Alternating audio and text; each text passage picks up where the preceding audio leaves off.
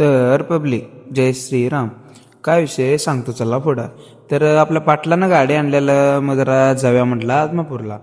तर पाटील असं येऊन उभारला बघा. जरा पाटलाचा एक व्हिडिओ घ्यावा म्हटलं. पाटलाला पण व्लॉगमध्ये घेतलो आणि जरा मागं जाऊन आमची दंगामस्ती चालू झाली बघा. मागं जाऊन बसलेलो तर हे आर्या, वैभव आणि अनेक तो गावातला मित्र ते असं चाललेलो बघा. तर थोडं पुढे जाता तर आमची अशीच मजा चालू होती गाडीत आहे ना. असं मित्रांसोबत जायची मजा वेगळीच असते. जरा पुढं मांजरीत येऊन जरा चहा घ्यावं म्हटलं तर जर चहा वगैरे घेऊन परत गाडी पण चालवायची होती हो. त्यामुळं चहा पण घ्यायला लागतं आणि त्याच्यानंतर काय तर परत खायला पाहिजे म्हणून पान पण घेतलं बघा. तर ही दोघं पान घ्यायला तयार नव्हती तरी पण जबरदस्ती घेऊन खायला लावलं. तर तिथून निघालो बघा पुढं. तर चिकोडीत आलो तर चिकोडीत असं वन वे ट्रॅफिक होतं बहुत आणि काम पण चालू होतं त्यामुळं तर ट्रॅफिक पण होतं. तिथून पुढं जरा निप्पाणी हायवेला लागल्यानंतर मात्र गाडी जरा चालवायला व्यवस्थित मिळालं. तर तिथून निघालो बघा निप्पाणी हायवेनं.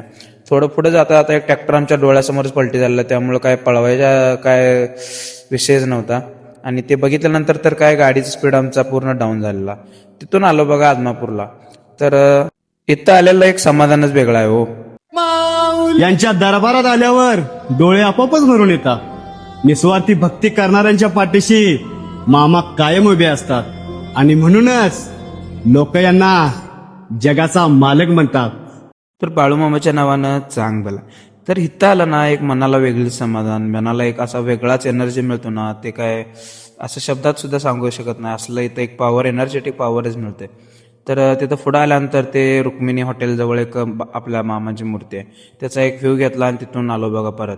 काय रात्री जरा मोबाईलला चार्जिंग नव्हता म्हणताना व्हिडिओ पण जास्त नाही घेतला. तर जय श्रीराम.